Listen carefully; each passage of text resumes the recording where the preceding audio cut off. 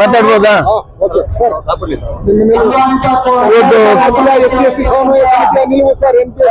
ಇವತ್ತು ಕರ್ನಾಟಕ ರಾಜ್ಯ ಸರ್ಕಾರಿ NPS ನೌಕರರ ಸಂಘ ಒಂದು NPS ರದ್ದಾಗಬೇಕು, OPS ಬರಬೇಕು ಅಂತ ಹೇಳಿ ಹೋರಾಟವನ್ನು ಮಾಡ್ತಾ ಇದೆ.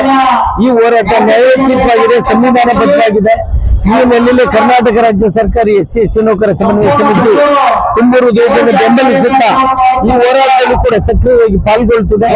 ಮಾನ್ಯ ಸಿದ್ದರಾಮಯ್ಯನವರಲ್ಲಿ ವಿನಂತಿಯನ್ನು ಮಾಡಿಕೊಳ್ತೀವಿ. ಈ ನಿಶ್ಚಿತ ಪಿಂಚಣಿ ವ್ಯವಸ್ಥೆ ಬ್ರಿಟಿಷರ ಕಾಲದಿಂದಲೂ ಕೂಡ ಇತ್ತು. ಅದು ನಿವೃತ್ತಿಯ ನಂತರ ಜೀವನಾಂಶಕ್ಕೆ ತುಂಬಾ ಸಹಕಾರಿಯಾಗಿತ್ತು.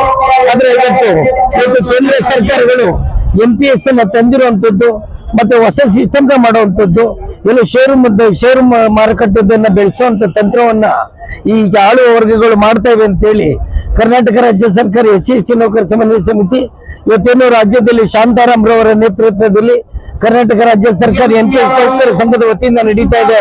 ಈ ಬೇಡಿಕೆ ಇದೆ, ಈ ಬೇಡಿಕೆಯನ್ನು ಪರಿಗಣಿಸಬೇಕು ಈ ಕೂಡಲೇ.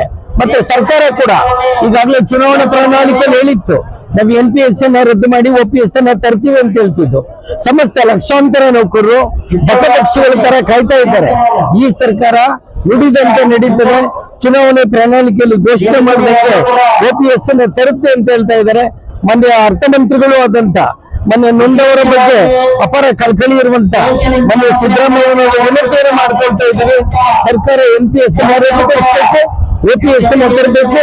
OPS ತರೋವರೆಗೂ ನಡೆಯುವಂತ ಯಾವುದೇ ಸಂಘಟನೆ ಮಾಡಲಿ NPS ವಿರುದ್ಧ ಯಾವುದೇ ಸಂಘಟನೆ ಹೋರಾಟ ಮಾಡಿದ್ರು ಕೂಡ ಅಲ್ಲಿ ಕರ್ನಾಟಕ ರಾಜ್ಯ ಸರ್ಕಾರಿ SC ನೌಕರ ಸಮನ್ವಯ ಸಮಿತಿ ಸಂಪೂರ್ಣವಾಗಿ ಪಾಲ್ಗೊಳ್ತದೆ ಅಂತೇಳಿ ಮತ್ತೊಮ್ಮೆ ಸರ್ಕಾರಕ್ಕೆ ಈ ಕೂಡಲೇ NPS ಬಜೆಟ್ ಅಲ್ಲಿ ಅನೌನ್ಸ್ ಮಾಡಬೇಕು. ಈಗ ಈ ತಿಂಗಳೇನು ಬಜೆಟ್ ಅನೌನ್ಸ್ ಮಾಡ್ತಾರೆ, ಬಜೆಟ್ ಅಲ್ಲಿ NPS ರದ್ದತಿಯಾಗಿ OPS ಅನ್ನು ಅನುಷ್ಠಾನ ಮಾಡ್ತೀವಿ ಅಂತ ಹೇಳ್ಬೇಕು ಅಂತೇಳಿ ಒತ್ತಾಯವನ್ನ ಮಾಡ್ತಾ ಇದ್ದೀವಿ.